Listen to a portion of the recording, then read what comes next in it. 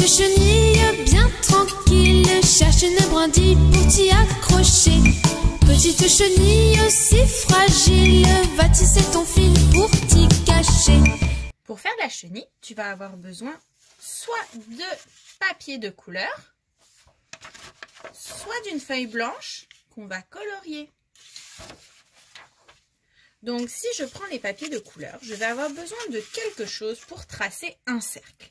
Je peux soit le tracer à la main, soit je peux utiliser quelque chose de rond dans ma maison. Donc tu pourrais par exemple utiliser un verre. Tu pourrais utiliser aussi des formes. Pour la vidéo, je vais utiliser un verre. Donc dépendamment de si tu veux des grands cercles ou un petit cercle, tu peux utiliser différents objets dans ta maison. Alors, ici, je vais tracer le cercle.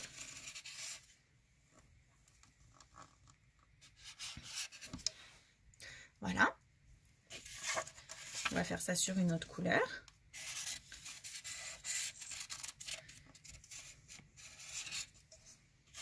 Et encore une autre. Je vais avoir besoin d'au moins 6 cercles. Alors, pour éviter d'avoir à le faire plusieurs fois, je vais te donner un petit truc. Je vais plier ma feuille en deux.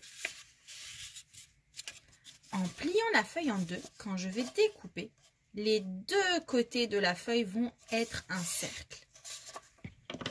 Je vais couper et on se revoit après. Voilà. J'ai découpé mes 6 cercles. On les compte ensemble?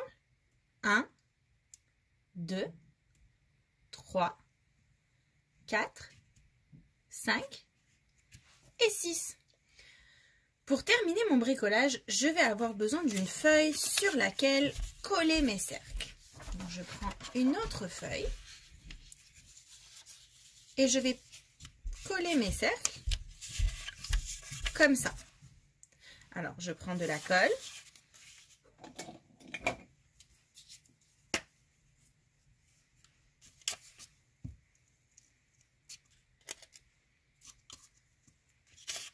Je peux décider de les mettre dans l'ordre que je veux mes couleurs. Ou alors, je peux décider de faire une suite. Alors, ici, j'ai fait orange, jaune, bleu. Alors, je vais recommencer. Orange. Jaune et bleu.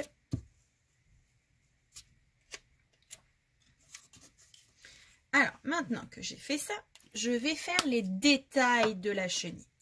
Alors, au niveau de la tête, j'ai besoin de mettre des yeux.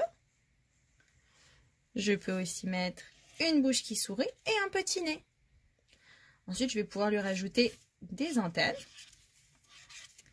Et sur chacun des morceaux de son corps, je vais rajouter 2 pattes.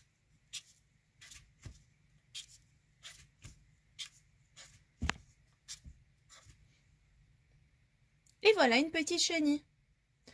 Est-ce que tu savais que les chenilles se transforment en papillons? La chenille, quand elle est assez grande, se transforme en chrysalide.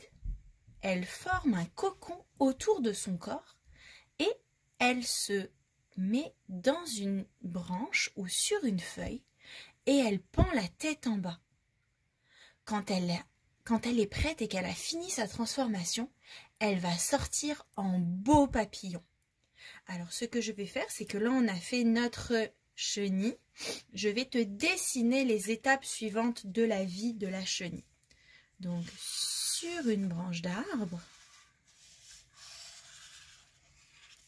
la chenille se transforme en chrysalide. Quand elle est prête, elle va se transformer en beau papillon.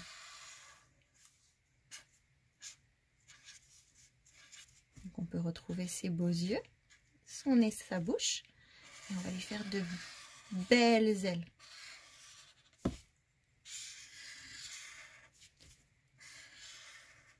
Est-ce que tu savais que souvent les papillons avaient de belles couleurs sur leurs ailes ou justement des couleurs exprès pour se camoufler dans la nature?